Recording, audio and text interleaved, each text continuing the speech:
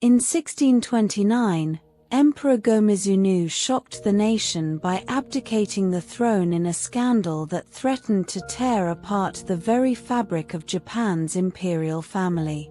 His daring move challenged centuries of tradition and sparked a fierce power struggle behind palace walls. Welcome, history explorers. Today, we delve into the tumultuous politics of Edo Japan's imperial court and the man who shook its foundations. Join us as we uncover how a single emperor's decisions reshaped the delicate balance of power in a land built on tradition, ambition, and intrigue. In the heart of early 17th century Japan, amid the quiet splendor of Kyoto's imperial palace, an unspoken power struggle was unraveling, a contest not fought with armies or cannons, but with whispers, alliances, and silent authority. It was an era when the very figure who was meant to embody divine continuity, the emperor, found himself increasingly eclipsed by the political forces lurking behind the scenes. And at the center of this concealed maelstrom was Emperor Go-Mizunoo, a ruler whose reign would be remembered less for grand decrees and more for the shadows he cast over the throne. Imagine the scene. Kyoto's air in the late 1620s is thick with incense and the delicate scent of cherry blossoms, but beneath this tranquil veneer pulses a storm of political tension. Emperor Go-Mizunoo, the 110th Emperor of Japan, had ascended the throne in 1611 at a young age, a figurehead appointed by the Tokugawa Shogunate, which had risen to power just a decade earlier after their decisive victory at Sekigahara in 1600. The Shogunate, led by Tokugawa Ieyasu and later his successors, wielded de facto control over the country's military and political life, but the imperial court remained a symbol of legitimacy, tradition, and spiritual authority. By the time Go-Mizunoo's reign reached its midpoint, the emperor's authority was already a shadow of what it had been in centuries past. Still, the court continued to serve as a focal point for court nobles, aristocrats, and religious authorities vying for influence, each maneuvering behind ornate folding screens and in the secret corridors of the palace. When Go-Mizunoo decided to abdicate in 1629, an act that, on the surface, seemed respectful of court protocol, few realized the deeper currents at play. He stepped down in favor of his daughter, Princess Akiko, who was crowned Empress Meisho. This move was ostensibly a straightforward succession, but it concealed a complex web of political calculations. The emperor's abdication was not simply a matter of tradition, it was a calculated act that shifted the balance of influence. The court's factions saw an opportunity to reassert their power, but their ambitions were quickly overshadowed by the ambitions of the Tokugawa shogunate. Within the shogunate's administrative chambers in Edo, Japan's rapidly growing capital, the Tokugawa ruler, Shogun Tokugawa Iemitsu, was acutely aware of the fragile equilibrium at Kyoto. Iemitsu, only 25 years old when he took power, understood that controlling who sat on the imperial throne was vital for consolidating his authority. Unlike his predecessors, who often relied on indirect influence, Iemitsu sought to establish a firm hand over succession matters, ensuring the emperor remained a figure whose authority could be invoked for legitimacy, but not used to challenge shogunal supremacy. The shogunate's interference in imperial succession began subtly but grew more overt. They favored candidates who were pliable, ones who would not threaten their grip on power. In the case of Princess Akiko, her ascension was welcomed at first, seen as a sign of stability. Yet, behind closed doors, Iemitsu's advisors, men like the influential Tokugawa officials and court aristocrats beholden to the shogunate, began pressing for a different candidate altogether. This was not simply about preference, it was about control. The court, meanwhile, was a theater of factions. Nobles, courtiers, and religious figures jostled for influence, each trying to present their candidate as the next emperor. The conflict was often fought through subtle shifts in court appointments, patronage, and even through the language of ritual, each move echoing with political significance.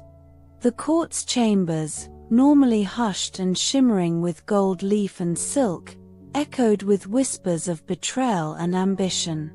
It was a game played in shadows, where a single letter, or the wrong courtier's favor, could topple dynasties.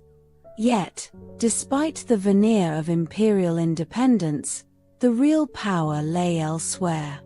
The shogunate's grip tightened throughout the early 1630s, especially after Iemitsu's decisive move in 1635 to enforce the so-called Sakoku policy, Japan's national isolation, cutting off almost all foreign contact.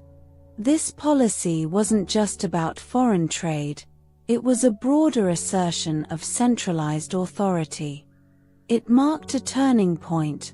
The shogunate's control over the court's internal affairs became unmistakably firm. In this context, one of the most surprising and little-known facts emerges.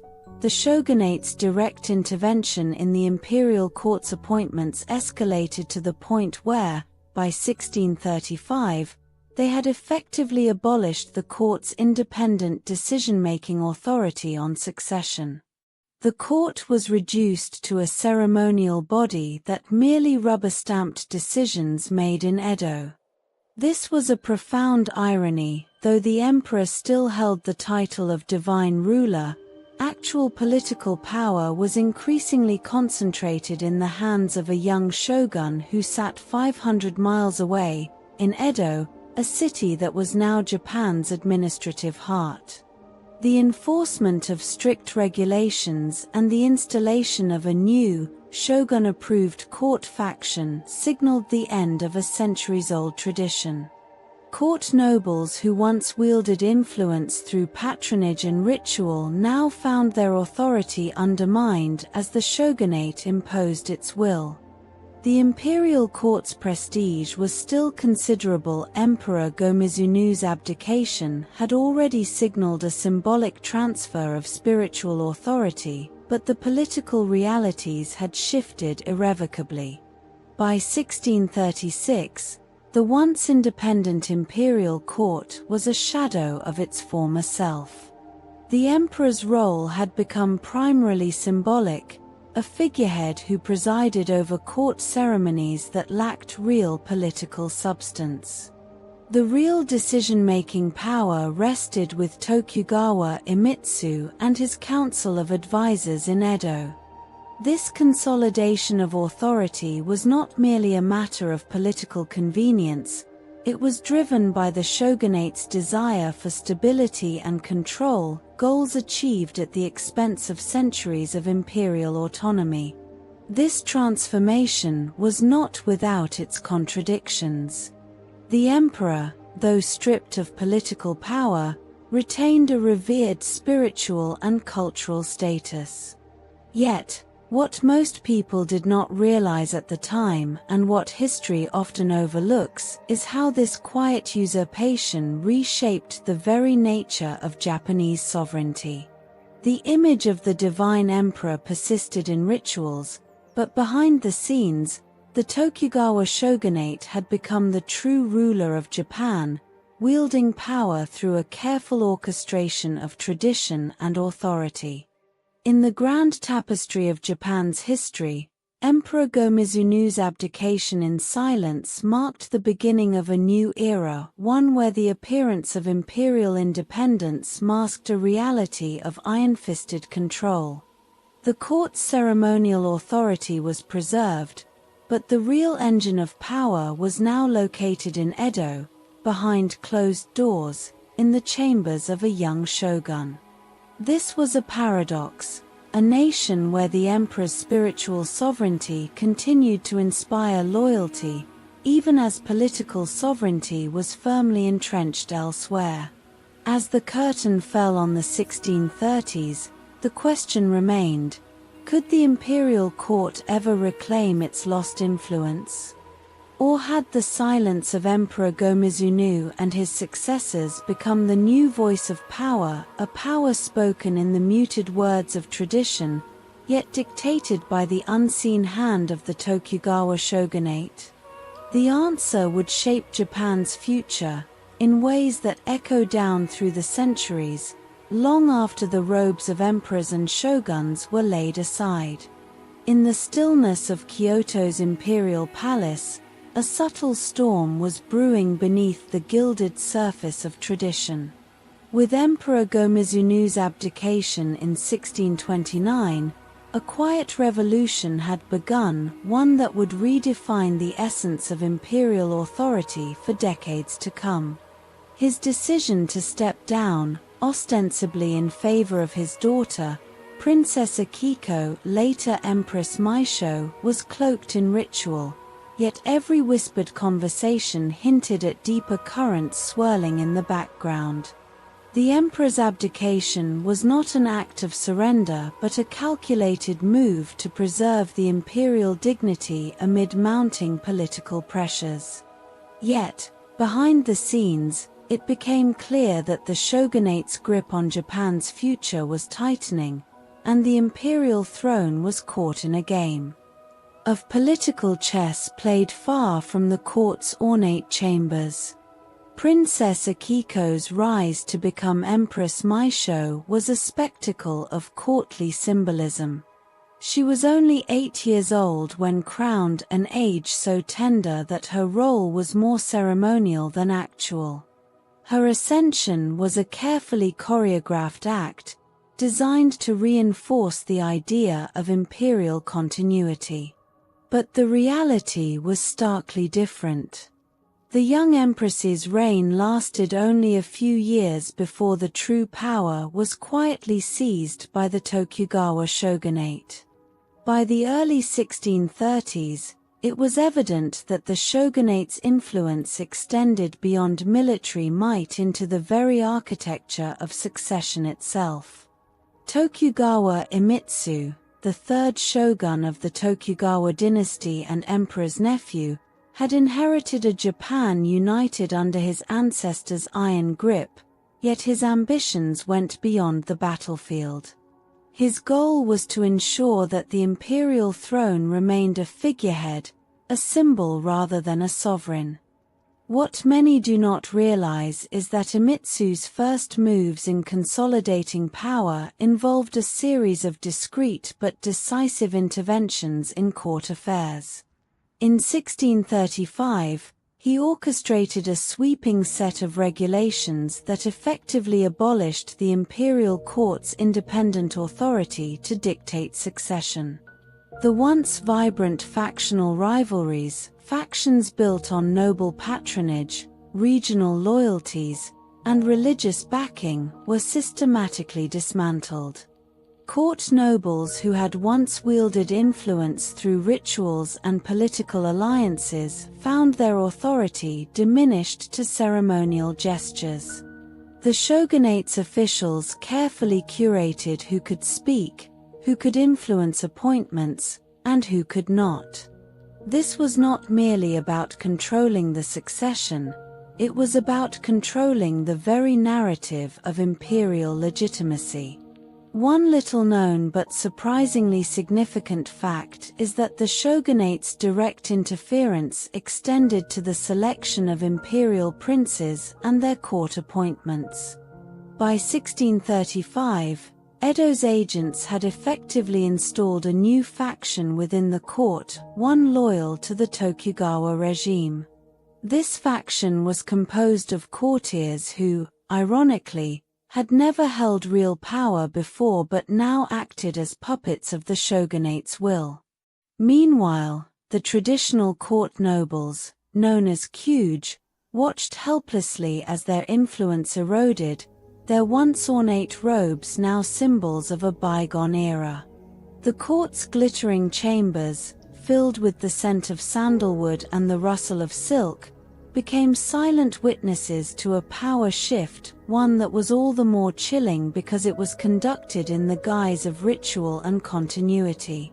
A particularly striking detail is that, during this period, the imperial court's own archives note the palpable sense of disorientation among courtiers.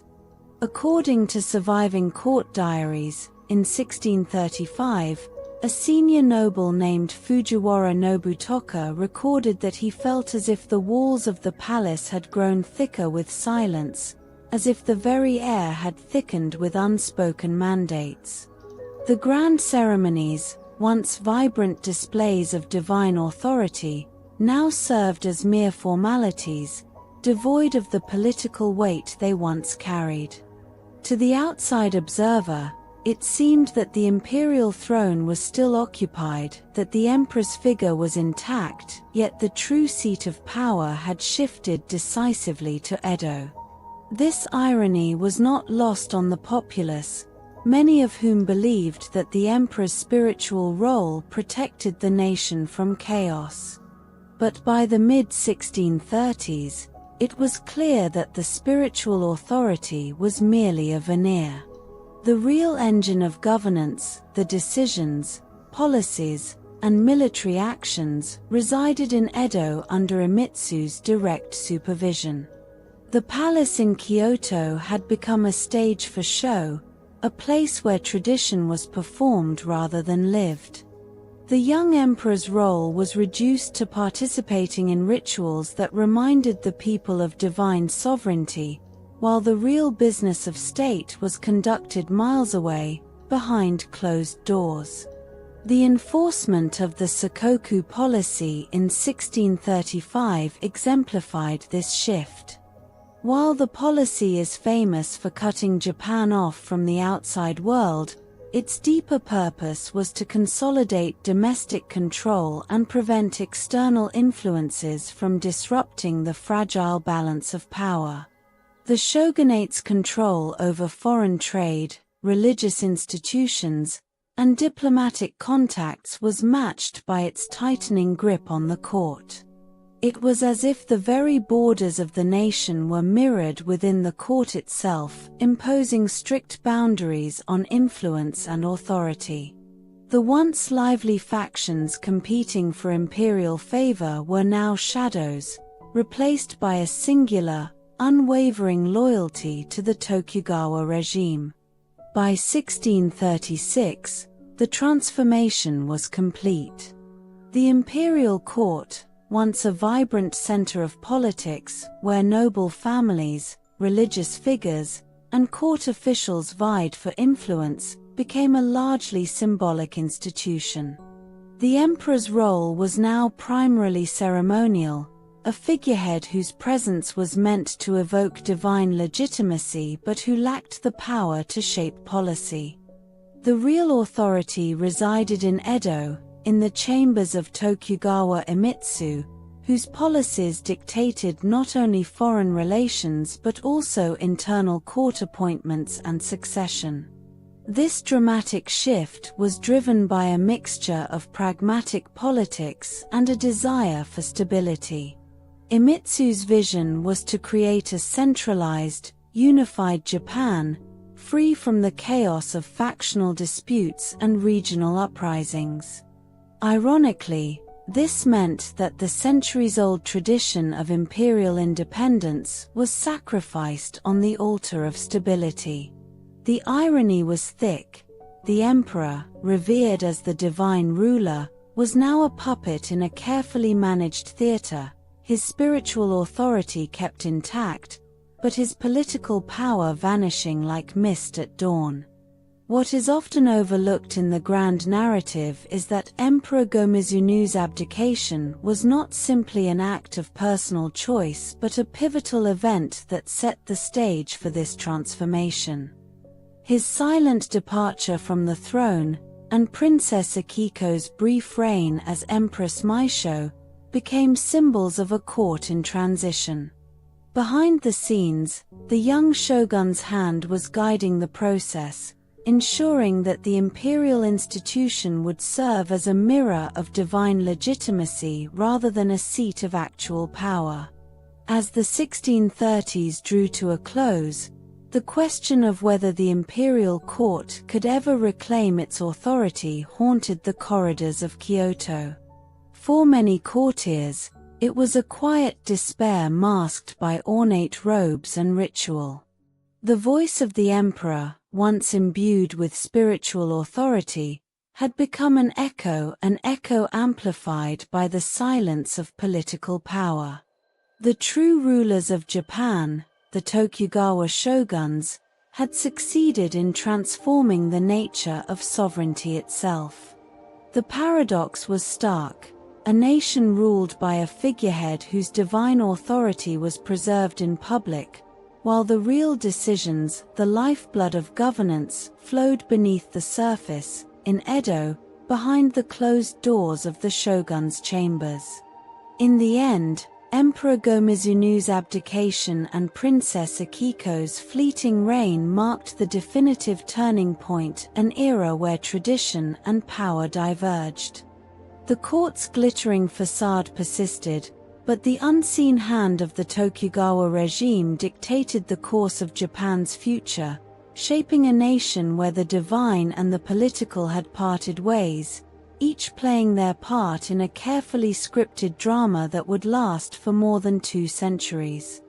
The silent transformation was complete, leaving behind a legacy that would influence Japan's identity long after the robes of emperors and shoguns were folded away. In the quiet halls of Kyoto's imperial palace, the echoes of a bygone era still lingered, but beneath the gilded surfaces, a new power was quietly tightening its grip. Emperor Go-Mizunoo, a man caught between tradition and the growing shadows of political control, had abdicated his throne in 1629, not as a surrender, but as an act that would ripple through history. His abdication was cloaked in the language of filial piety and imperial duty, but in truth, it was a calculated move shaped by the intricate dance of court factions and the relentless ambitions of the Tokugawa shogunate. Behind his decision lay a delicate balance, one that would shift the very foundation of Japan's sovereignty. The young princess, Akiko, was crowned Empress Meisho, a mere 8 years old. She was the delicate flower in a pot of political thorns, her reign a symbol of continuity but with little say in the unfolding drama. Her ascension was a spectacle of ritual, silken robes shimmering in the sunlight filtering through Kyoto's towering shoji screens, court nobles bowing in reverence as courtiers whispered of divine legitimacy. Yet, as these ceremonies played out, a different story was unfolding behind the curtains. The shogunate, under Tokugawa Iemitsu, was orchestrating a quiet revolution, one that would strip the imperial court of its real power and reshape the political landscape of Japan. Iemitsu, the third Tokugawa shogun, was a master of strategic subtlety. Born in 1604 in Edo, the city that was rapidly transforming into Japan's nerve center, he understood better than most that the true strength of authority lay not in ceremonial traditions, but in control of the machinery of governance. His approach was coldly pragmatic. To ensure stability, he had to dominate both the military and the court. By the early 1630s, his influence extended into every corner of political life, and he viewed the imperial succession as a tool to be manipulated rather than a sacred edict to be upheld. The shogunate's influence over the court was subtle but relentless.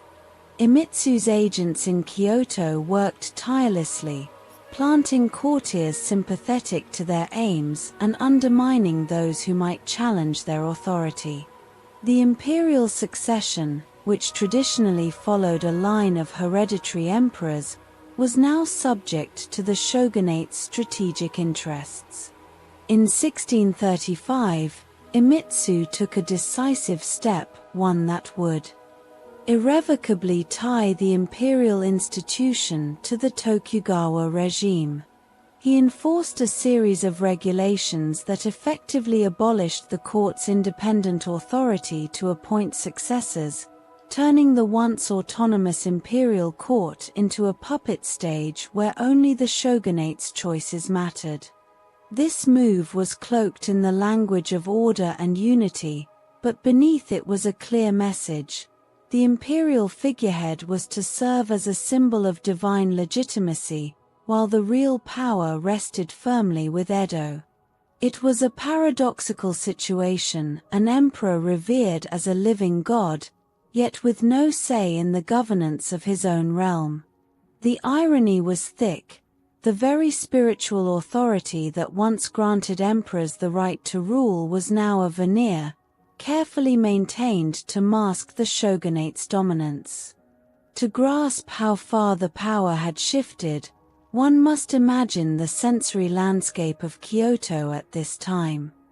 The soaring incense smoke from ritual offerings mixed with the scent of cherry blossoms in full bloom, yet beneath this serenity, the tension was palpable. Court officials, dressed in elaborate robes embroidered with gold and silk, whispered in hushed tones about their helplessness. The sound of shoji screens sliding open and closed echoed like a distant drumbeat of change. The courtiers' faces, once full of ambition and rivalry, had become masks of resignation, as if a silent storm was tearing through their ancient traditions. In 1636, the culmination of this transformation was realized.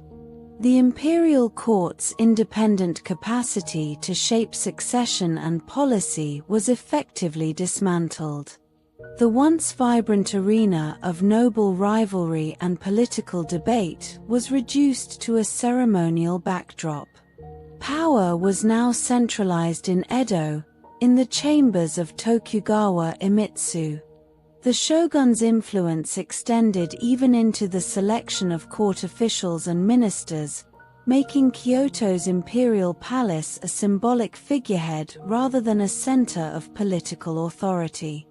The emperor's role was confined to performing rituals, the religious and cultural glue that kept the illusion of divine rule alive. What most people don't realize is how this shift was deeply ironic. Despite the outward display of reverence, the imperial authority was rendered impotent, its spiritual sovereignty preserved, but its political sovereignty sacrificed. The emperor remained a revered figure, his image broadcast in artworks, his presence evoking divine legitimacy, yet he was no longer the architect of policy. Instead, every decree, every appointment, every succession decision was dictated from Edo. The palace's once lively corridors, filled with the chatter of courtiers vying for influence, grew silent, replaced by the quiet hum of bureaucratic control. Behind the scenes, Emperor Go-Mizunoo's abdication had been more than a personal choice, it was a turning point. It signaled the end of an era when the imperial court could assert independent authority. His stepping down was, in effect, a surrender that paved the way for the shogunate's covert domination. The young Princess Akiko's short reign as Empress Meisho in 1629 to 1630 symbolized a fleeting hope for continuity, yet it was nothing more than a fleeting illusion, an echo of a lost independence that would never return. The real story was unfolding in Edo, where Iemitsu's shadow loomed large. His policies, driven by a desire for stability, deliberately minimized the emperor's role, ensuring that any potential challenge to his regime would be thwarted before it could gain momentum. The strict enforcement of the Sakoku policy in 1635, which sealed Japan from external influence, was just the surface of his strategy. Internally, he isolated the court from political innovation and dissent, reinforcing the idea that sovereignty was a matter of control rather than divine right. For the common people, the emperor's figure remained a familiar presence, an image on imperial scrolls and in temple ceremonies. But for the shogunate's inner circle, it was the realization of a long-held ambition to forge a centralized, stable state where authority was seamlessly united under the Tokugawa banner. They believed that by limiting the imperial court's influence, they could prevent the factions and regional uprisings that had haunted Japan's past. Yet, beneath this veneer of order lay a fragile foundation. The question of whether the imperial court could ever reclaim its lost authority haunted the corridors of Kyoto. Many court insiders, aristocrats, and religious figures whispered in secret, questioning whether the divine legitimacy of the emperor could survive this subjugation. Some believed that the spiritual authority was an unbreakable bond, capable of resuscitating the imperial role someday. Others, however, saw the emperor as a mere puppet, an ornament to be displayed rather than a ruler who could shape the destiny of Japan. As the decade drew to a close, the narrative grew clearer. The emperor's power was no longer rooted in the courts of Kyoto but in the silent chambers of Edo, where Iemitsu and his successors dictated the future. The public ceremonies and imperial rituals persisted, but they were now symbols, rituals that reminded the people of divine legitimacy while the real decisions were made elsewhere. In this era of transformation, Emperor Go-Mizunoo's abdication and Princess Akiko's brief reign became a stark symbol of the shifting landscape. They marked the moment when the centuries-old tradition of imperial independence was sacrificed on the altar of political stability. The robes of the emperors, once emblematic of divine authority, now served as costumes in a carefully scripted play, staged by a shogunate determined to hold the strings of power tight. The legacy of this transformation extended beyond mere politics. It shaped Japan's identity for generations, an enduring reminder that sovereignty, in its most profound sense, was no longer a matter of divine right but of strategic control. The silent, unseen hand of the Tokugawa regime had rewritten the rules of power, transforming the emperor from the ruler of all to the symbol of a nation's divine past, the shadow ruler in a kingdom governed by a shogun's quiet, unyielding will. In the years following Emperor Go-Mizunoo's abdication, the imperial court in Kyoto teetered on the edge of obsolescence, a ceremonial shell hollowed out by the relentless grip of the Tokugawa shogunate. When his daughter, Princess Akiko, was crowned Empress Meisho in 1629 at just 8 years old, the scene was lush with tradition. Golden folding screens shimmered in the flickering candlelight, and courtiers in brocade robes whispered prayers for divine favor. Yet beneath the ornate surface, the court was a crucible of factional rivalry. Nobles, aristocrats, and court officials jostled for influence, each vying to sway the young empress and, by extension, shape the future of the imperial institution. But their power was increasingly fragile. Their influence was now measured by their proximity to the shogunate's inner circle, not by any real authority over policy. The shogunate's strategy was surgical: to wield influence indirectly, while cultivating the illusion of imperial independence. Tokugawa Iemitsu's fingerprints were everywhere, operating behind a veneer of deference to the emperor but secretly orchestrating every appointment and succession decision. His goal was clear: prevent any figurehead from developing enough prestige to challenge his rule. This concealment of true power was no accident. Iemitsu's advisors, a tight cabal of bureaucrats and military officials, understood that Japan's history was haunted by powerful regional lords and ambitious aristocrats who had challenged authority in the past.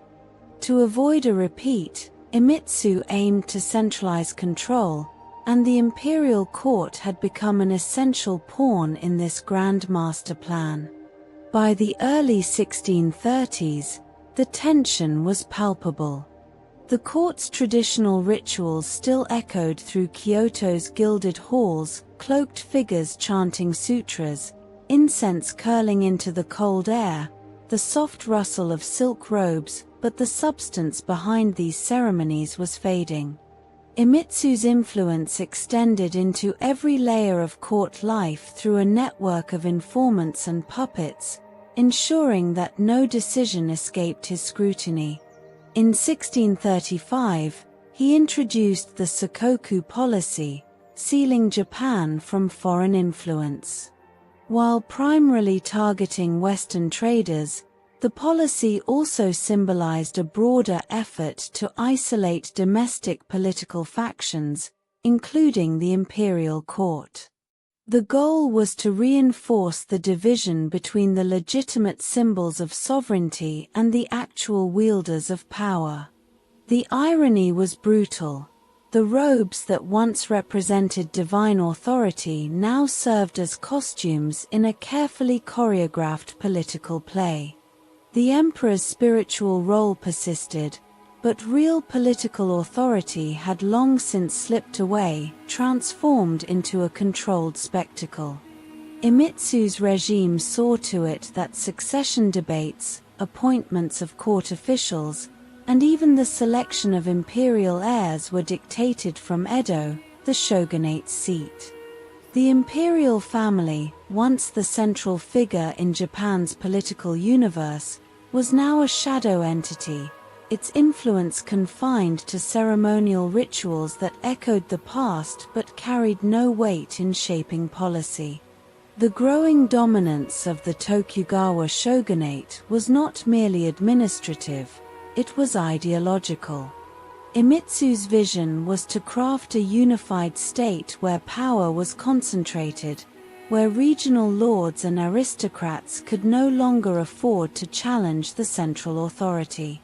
For all its apparent stability, this new order harbored a dangerous fragility. The whispers of Kyoto's courtiers and religious leaders hinted at a simmering undercurrent of dissent. Many believed that despite the shogunate's iron grip, the divine legitimacy of the emperor remained an unassailable spiritual truth, something that could someday spark a revival. Religious figures, especially Buddhist monks and Shinto priests, often debated whether the emperor's divine essence could be rekindled through secret rituals or clandestine petitions to the heavens. Among these murmurs, a particular story took shape that most outsiders never learned.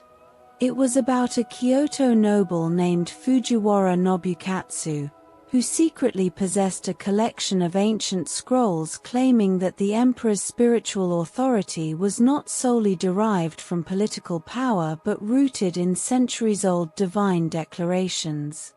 Rumors swirled that Nobukatsu contemplated orchestrating a clandestine movement to restore the emperor's influence, a movement that could ignite chaos if exposed.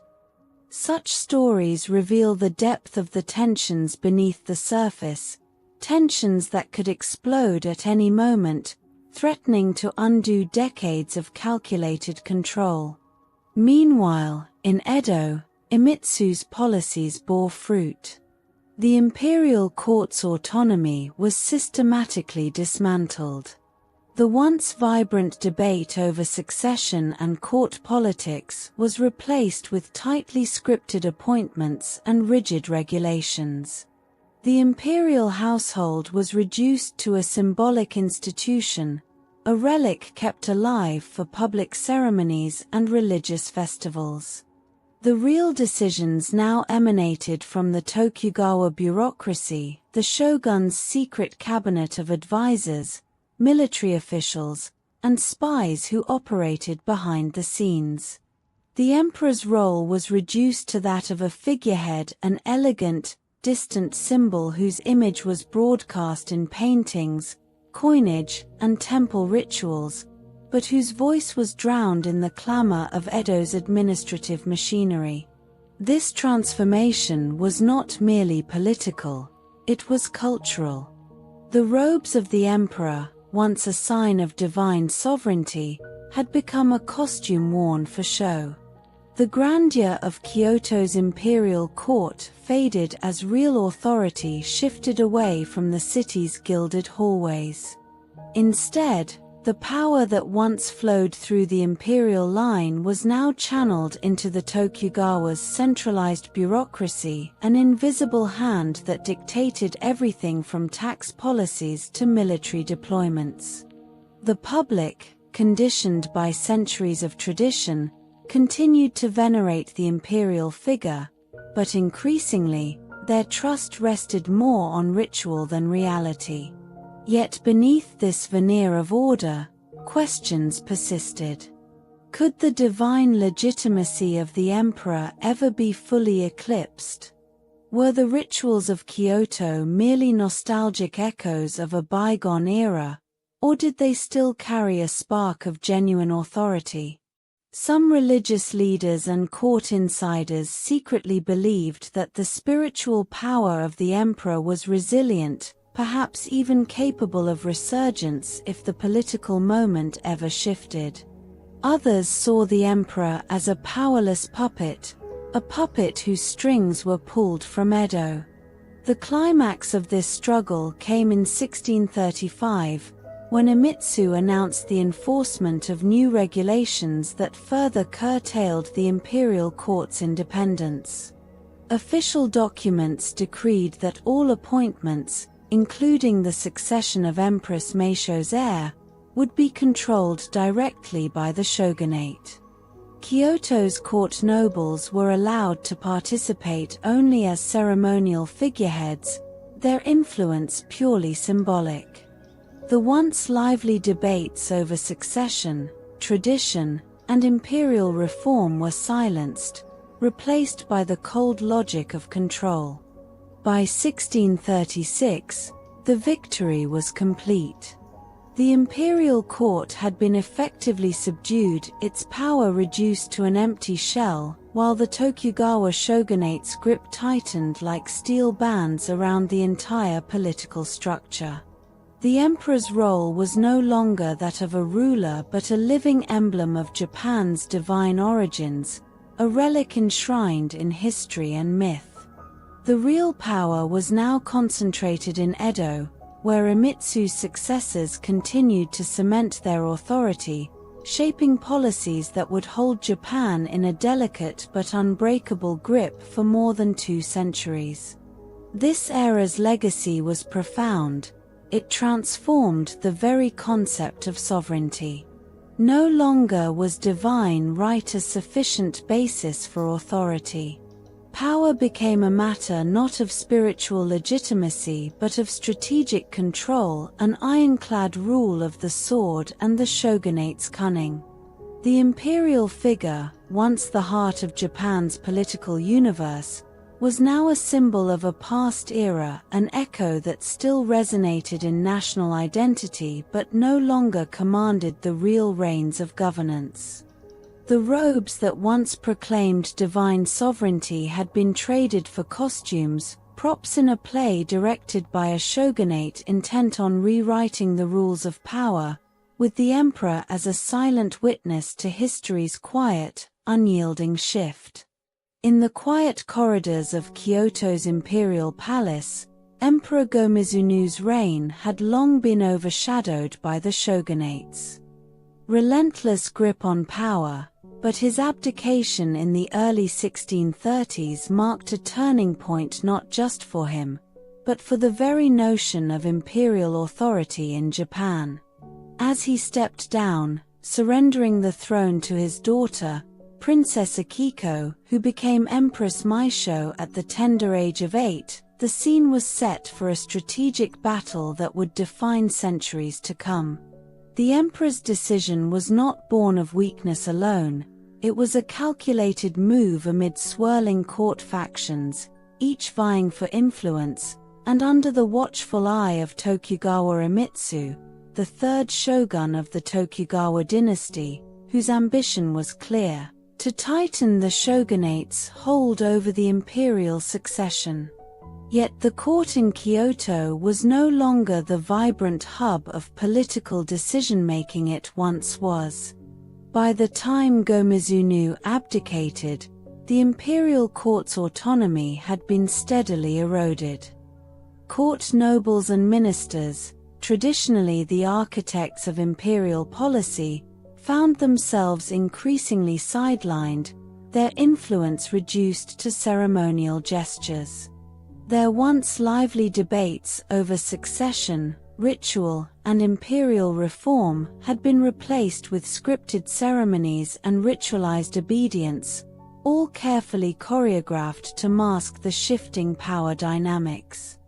Every decision now came from Edo, where Iemitsu's agents, including spies and bureaucrats, guided succession appointments and dictated court appointments in the shogunate's name. The irony was stark. The robes of the emperor, richly embroidered silks and gold-threaded sashes, had long since lost their association with divine authority in the political realm. Instead, they had become costumes, worn for religious festivals and court pageants, symbols of a fading era. The grandeur of Kyoto's gilded halls and cherry blossom-lined corridors persisted outwardly, but beneath the surface, a new order had taken root. The real power was now wielded behind thick screens and sealed scrolls in Edo, in what was effectively a secret government run by the shogunate's top officials. This bureaucracy dictated everything, from tax collection and military deployment to the succession of imperial heirs, while the emperor remained a figure of reverence, a living emblem of Japan's divine origins. For those who remembered an earlier time when emperors like Go-Mizunoo himself could command armies and influence policy, the current reality was a bitter irony. The spiritual legitimacy of the imperial line persisted in religious rituals, in paintings, and in the collective memory of the nation, but actual political authority had shifted away. In fact, some court insiders whispered that the robes of the emperor, once a symbol of divine right, were now merely costumes, props in a political play where the true script was written in Edo. Iemitsu's move to tighten control reached a climax in 1635 with the promulgation of new regulations that effectively sealed the fate of Kyoto's court independence. Official edicts declared that all appointments, particularly the succession of Empress Meisho's heir, would be decided by the shogunate's officials, not by the imperial court or its nobles. Kyoto's court nobles could participate only in ceremonial functions, their influence reduced to mere tokens of tradition. The lively debates about reform, spiritual legitimacy, and succession, once vibrant and impassioned, were silenced, replaced with cold bureaucratic protocols. This shift was not merely a matter of politics, it was a cultural revolution. The ceremonies and rituals of Kyoto became mere pageantry, their original meaning hollowed out. The grandeur of the imperial court faded into a distant memory, replaced by a stark, shadowy power structure centered in Edo. Yet, paradoxically, the imperial figure still held sway over the collective consciousness. In paintings, bronze statues, and temple rituals, the emperor's image persisted as a divine sovereign, an unassailable symbol of Japan's spiritual heritage. But the reality was that Iemitsu's policies turned that divine sovereignty into a carefully managed myth.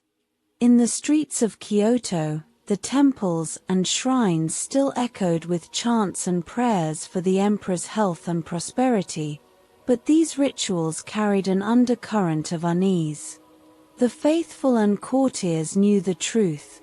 The emperor's role was now a symbolic one, a relic kept alive for political stability and public morale. The real decisions, who would succeed, what policies would be enacted, were made in Edo's shadow, by officials whose names and faces remained hidden behind layers of bureaucracy. The central question, one that haunted many, was whether the spiritual authority of the emperor could ever be truly eclipsed. Religious leaders, such as the high priests of Ai's shrine and Kyoto's Buddhist abbacies, whispered sermons about the divine spark that still flickered within the imperial line. Some believed that, beneath Iemitsu's iron control, the emperor's spiritual power might someday ignite anew, challenging the shogunate's secular dominance. Others dismissed this hope, viewing the emperor as a pawn whose divine legitimacy was now merely ceremonial, a symbol of continuity rather than authority. The decisive turning point came in 1635. Iemitsu's government issued a series of regulations explicitly controlling the imperial succession process, stripping Kyoto's court of its authority.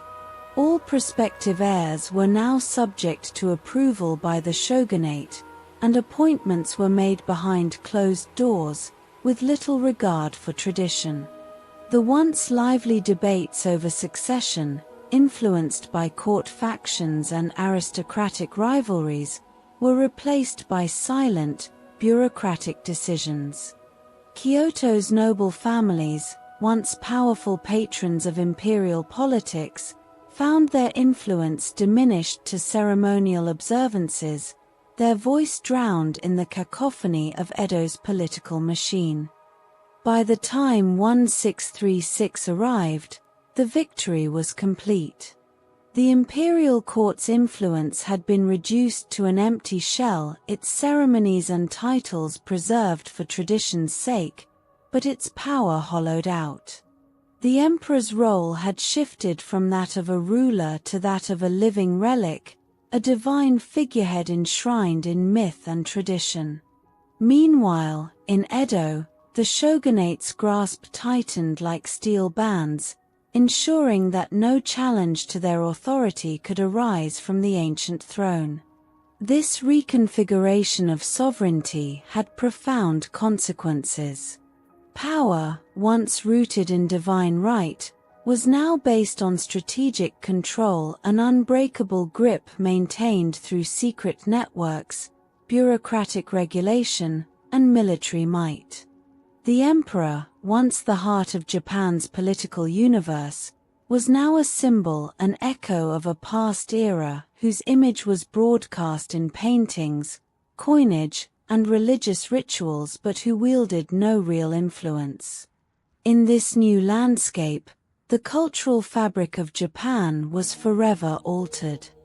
The grandeur of Kyoto's imperial court persisted in tradition, but it was now a shadow play, a carefully curated illusion designed to mask the reality that the true master of the nation was the Tokugawa shogunate, operating behind the scenes with cold precision.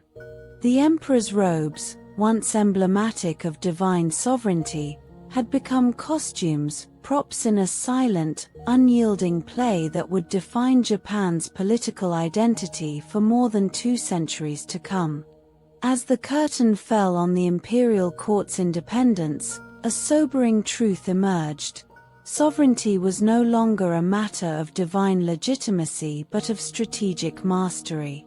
The silent authority of Edo, cloaked in secrecy and regulation, had remade Japan into a nation where power was concentrated not in the divine throne but in the shogun's unblinking control. And in that quiet, ironclad grip, the true story of Japan's sovereignty was written, one of cunning, control, and the enduring myth of an emperor whose voice was now forever muffled behind the walls of history. In the dim corridors of Kyoto's imperial palace, the air was thick with the scent of incense and wax from flickering lanterns. Here, amidst gilded screens and embroidered silk, Emperor Go-Mizunoo had once wielded a subtle, if elusive, influence and authority rooted in tradition and divine right. Yet, in the late 1620s, the currents of power shifted irrevocably. His abdication in favor of his daughter, Princess Akiko, marked not just a personal transition but a seismic change in the political landscape of Japan. At only 8 years old, Akiko's coronation as Empress Meisho seemed a symbol of continuity, but beneath the ceremonial veneer lurked a storm of factional rivalries and growing external pressures from Edo. The pivotal figure in this drama was Tokugawa Iemitsu, the shogun born in 1604, who had come into his power as a teenager and by the early 1630s had begun to reshape the entire political order. His vision was clear: to ensure that the imperial throne's spiritual authority remained a facade while he consolidated foolproof control over succession and governance. In a cruel irony, the very symbol of Japan's divine legitimacy, the emperor, was gradually reduced to a puppet, an ornament designed to serve Iemitsu's ambitions.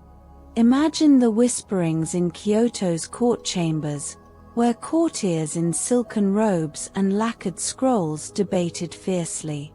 These noble factions, once proud patrons influencing who would ascend the throne, found their voices drowned out amid the increasing dominance of Edo's secretive bureaucrats. Their influence waned as Iemitsu's spies and officials tightened their grip. The shogun's agents infiltrated the court, controlling appointments, manipulating succession, and carefully scripting the imperial narrative. Behind the scenes, Iemitsu's advisors, whose names are lost to history but whose fingerprints are everywhere, crafted the illusion of independence while exercising total, unchallengeable authority. One of the most startling facts is that by the mid-1630s, the shogunate's control had become so pervasive that they enforced a strict regulation. All imperial heirs had to be approved by Edo's bureaucrats, not the court in Kyoto. The once vibrant debates over succession, filled with passionate arguments over lineage, virtue, and divine favor, turned into sterile bureaucratic procedures. The noble families, once the custodians of tradition, were reduced to ceremonial spectators, their influence a distant echo in a palace now more of a mausoleum of history than a seat of power. The year 1635 was a turning point. The Tokugawa government issued a series of edicts that marginalized Kyoto's court from direct control over succession entirely. The imperial court's authority, which had been acknowledged for centuries as a source of spiritual legitimacy, was now explicitly stripped away. The regulations dictated that no appointment or succession could proceed without Edo's explicit approval. The grand rituals, once believed to connect the emperor with divine authority, became mere performances, staged for the courtly elite but devoid of real influence. This shift was so profound that it would reshape Japan's entire understanding of sovereignty. Power, which had once been rooted in the divine right of emperors, was now anchored in strategic control and bureaucratic mastery. The shogunate's grip was reinforced by a network of spies, informers, and officials working tirelessly to suppress any hint of rebellion or claim to independent authority. The imperial robes, once symbols of celestial legitimacy, had become costumes, metaphors for a government that was more puppeteer than sovereign. By 1636, the outcome was unmistakable. The imperial court's influence had been hollowed out, reduced to an ornamental institution. The emperor's role was redefined, a symbolic figure, revered in rituals, but stripped of the political power to shape policy or influence succession. The once proud empire was now a stage where the shogunate's actors performed a carefully choreographed play, their control unchallenged and absolute. But what many do not realize is that despite this overt dominance, the myth of the emperor's divine authority persisted. Paintings, coins, and religious rituals continued to depict the emperor as the divine ruler, a spiritual anchor for the nation. Yet, these images were increasingly divorced from reality. The true power lay behind the walls of Edo Castle, where Iemitsu and his successors wielded their influence through a system of regulations, secret networks, and military might. An even more surprising irony is that this new political order, where the emperor was a relic, a ceremonial figurehead, had profound cultural consequences. Kyoto's imperial court, which once set the political tone of Japan, became a shadow of its former self. The grandeur of its festivals, the poetry, and the calligraphy persisted, but they served as reminders of a bygone era. The real governance was conducted in the quiet corridors of Edo's government offices, where decisions about rice taxes, land disputes, and military campaigns were made in hushed tones, away from the public eye. The irony deepens when considering the spiritual dimension. Many Buddhist monks and Shinto priests believed that the divine spark within the imperial line could someday burst forth anew, challenging the shogunate's secular dominance. They whispered prayers in dark temples, believing that beneath the layers of bureaucratic control, the emperor's spiritual authority still lingered like a dormant volcano. Others, more pragmatic, dismissed these hopes as romantic illusions, accepting that the emperor's divine right had been replaced by strategic calculation. In this climate of suppression and illusion, a remarkable fact stands out. Despite the shogunate's iron grip, the court in Kyoto continued performing the ancient rituals with fervor, their voices rising in chants that echoed through the palace halls. But these rituals, now divorced from political power, became acts of cultural preservation, an effort to maintain the illusion of divine legitimacy while the real reins of power lay elsewhere. As the decade closed, the scene was set for a new era, one in which the emperor's role was entirely symbolic, a living relic of Japan's spiritual heritage that no longer held sway over the nation's destiny. The question that haunted many observers was whether the emperor's spiritual authority could ever be rekindled or whether the shogunate's control was permanent, cemented by laws, secrets, and military might.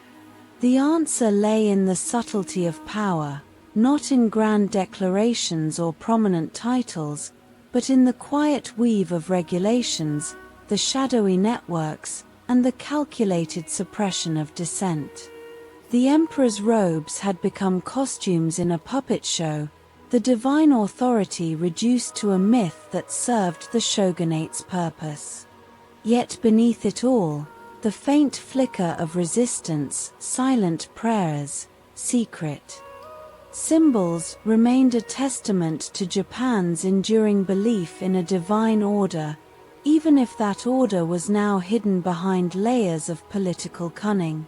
In the end, the triumph of the Tokugawa shogunate was not merely in its military dominance but in its mastery of the very concept of sovereignty. It was a victory of strategy over sanctity, of control over tradition, a victory that would shape Japan's political landscape for more than 2 centuries.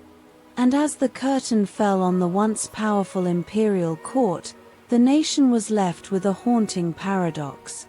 A divine figurehead who no longer dictated the course of history, a symbolic relic presiding over a nation governed in secret, in shadows, and in silence. In the years that followed Emperor Go-Mizunoo's abdication, the imperial court in Kyoto remained a site of complex diplomacy and subtle resistance, even as the real seat of power shifted firmly into Edo.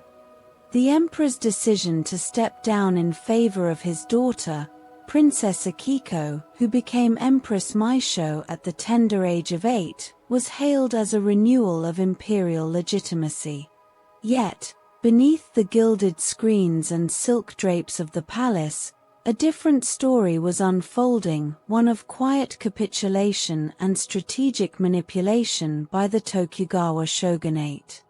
Go-Mizunoo's abdication in 1629 was not merely an act of personal choice, it was a calculated move influenced heavily by political factions within the court, many of whom sought to preserve their influence amidst the rising tide of Tokugawa dominance.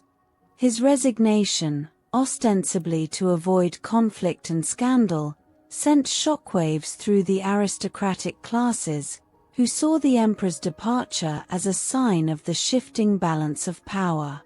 The court's noble families, such as the Fujiwara and the Tochibana, scrambled to secure their positions, their influence waning as the shogunate's reach extended into the very fabric of court life. Meanwhile, Princess Akiko's ascension was as much a symbolic act as it was a political maneuver.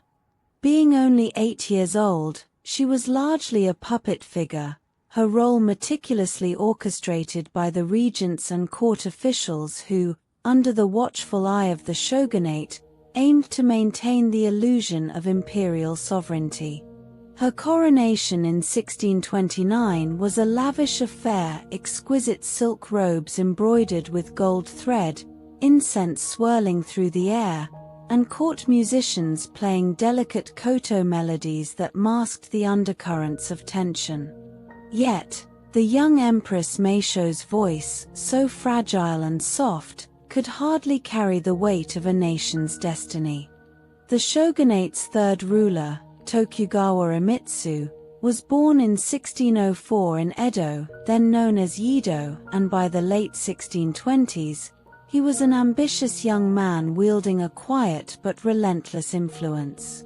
His strategy was rooted in a careful balance of outward diplomacy and covert control. Iemitsu understood that the emperor's spiritual authority, rooted in centuries of tradition, remained a potent symbol even as actual political influence had shifted away from Kyoto. To him, the key was to manipulate that symbolism without provoking open rebellion. In 1635, Iemitsu's policies reached a new level of assertiveness. His government enforced the Sakoku, the closed country policy that not only restricted foreign contact but also tightened control over the imperial court's appointments and rituals. The shogunate imposed strict regulations on how court officials could conduct ceremonies, ensuring that no decision about succession or appointment could occur without its approval. The once vibrant court of Kyoto, with its lavish festivals and poetic gatherings, was gradually transformed into a ceremonial shell. Behind the scenes, Iemitsu's agents, bureaucrats and spies monitored every move, their eyes sharp for signs of dissent or hidden ambitions. One little-known fact is that the imperial court continued its rituals with fervor, even as the political substance had evaporated. In the echoing halls of the palace, the ancient chants and incense-laden ceremonies persisted, echoing like ghostly remnants of a bygone era. Courtiers, dressed in richly embroidered robes, moved with a reverence that seemed almost automatic, like actors reciting lines in a play they no longer believed in. Historians have noted that these rituals, performed with such solemnity, served as acts of cultural preservation, a desperate attempt to hold onto the sense of divine legitimacy that had eroded in reality. Yet, the irony was undeniable. The robes of the emperor, once symbols of divine sovereignty, had become costumes, metaphors for a puppet show staged to reinforce the shogunate's authority. The actual sovereignty of the imperial figure was now a carefully maintained illusion, a myth cloaked in centuries of tradition but hollowed out of political substance.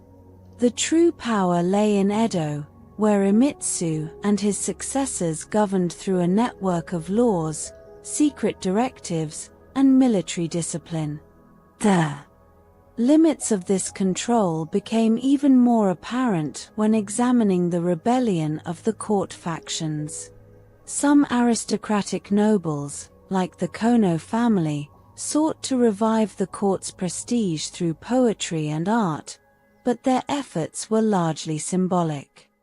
Their influence was confined to the ceremonial, while Iemitsu's government watched from the shadows, ensuring that no faction gained enough power to threaten the shogunate's grip. As one court chronicler from the time noted, power became a matter not of spiritual legitimacy but of strategic control, a phrase that encapsulated the new order. This shift had profound cultural implications. The grand architecture of Kyoto's palace, its gilded screens, ornate calligraphy, and serene gardens, became less symbols of political authority and more repositories of tradition. The ancient rituals persisted, but their real purpose had changed. Instead of shaping policy, they became acts of cultural memory, echoing the once glorious imperial past while serving as a reminder of the shogunate's triumph. By the early 1630s, the landscape was clear. The emperor's role was now purely symbolic.